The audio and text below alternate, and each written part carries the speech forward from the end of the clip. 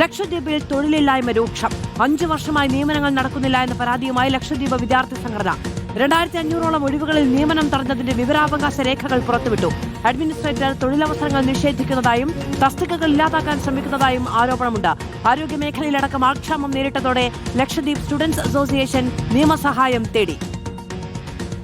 നമ്മളിപ്പോൾ ഇന്ന് നടത്താൻ പോകുന്ന റാലി എന്ന് വെച്ച് കഴിഞ്ഞാൽ ഞങ്ങളൊരു കുറച്ച് മാസങ്ങൾക്ക് മുമ്പ് തുടങ്ങിയൊരു മുന്നേറ്റത്തിൻ്റെ ഭാഗമായിട്ടാണ് ഇന്നൊരു റാലി നടത്തുന്നത്. ലക്ഷദ്വീപിലെ അഡ്മിനിസ്ട്രേഷനിൽ ഒഴിഞ്ഞു കിടക്കുന്ന ഒറ്റ സ്ഥിര പോസ്റ്റിലേക്ക് പോലും നിയമനം നടത്തിയിട്ടില്ല. ഏറ്റവും കൂടുതൽ തൊഴിലില്ലായ്മ നേരിടുന്ന പ്രദേശം ഇന്ത്യയിലെ ഏറ്റവും ചെറിയ കേന്ദ്രഭരണ പ്രദേശമായ ലക്ഷദ്വീപാണ്. അവിടുത്തെ അഡ്മിനിസ്ട്രേഷൻ യുവാക്കളുടെ തൊഴിലവസരം നിഷേധിക്കുകയാണ് ചെയ്യുന്നത്. അതിൻ്റെ അടിസ്ഥാനത്തിൽ തന്നെ അതിൻ്റെ ആദ്യം അവരെന്ത് ചെയ്തു, അഡ്മിനിസ്ട്രേഷൻ വന്നതിന് ശേഷം 3000-ഓളം താൽക്കാലിക ജീവനക്കാരെ പിരിച്ചുവിട്ടിരുന്നു.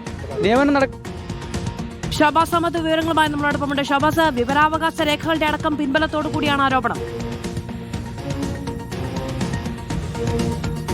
തീർച്ചയായും അത് ലക്ഷദ്വീപിലെ ജനങ്ങളുടെ പ്രധാന സാമ്പത്തിക സ്രോതസ് എന്ന് പറഞ്ഞാൽ അവിടെയുള്ള ആളുകളുടെ സർക്കാർ ജോലിയാണ്. അത്തരത്തിൽ ആ സർക്കാർ ജോലി തന്നെ ഇല്ലാതാക്കിക്കൊണ്ട്, നിയമനം റദ്ദാക്കിക്കൊണ്ട് അവിടുത്തെ സാമ്പത്തിക മേഖലയെ തന്നെ തകർക്കാൻ അഡ്മിനിസ്ട്രേറ്റർ ശ്രമിക്കുന്നു എന്ന ആരോപണമാണ് ലക്ഷദ്വീപ് സ്റ്റുഡൻസ് അസോസിയേഷൻ ഇപ്പോൾ മുന്നോട്ട് വയ്ക്കുന്നത്. കഴിഞ്ഞ 5 വർഷമായി 2500 ഒഴിവുകളിലേക്ക് ഇതുവരെ നിയമനം നടന്നിട്ടില്ല എന്ന പ്രധാനപ്പെട്ട ആരോപണമാണ് അവർ ഉന്നയിക്കുന്നത്. അതും ലക്ഷദ്വീപിലെ വിദ്യാർത്ഥികൾ അതിന്റെ വിവരാവകാശ രേഖയടക്കം ഇപ്പോൾ പുറത്തുവിടുന്നുണ്ട്.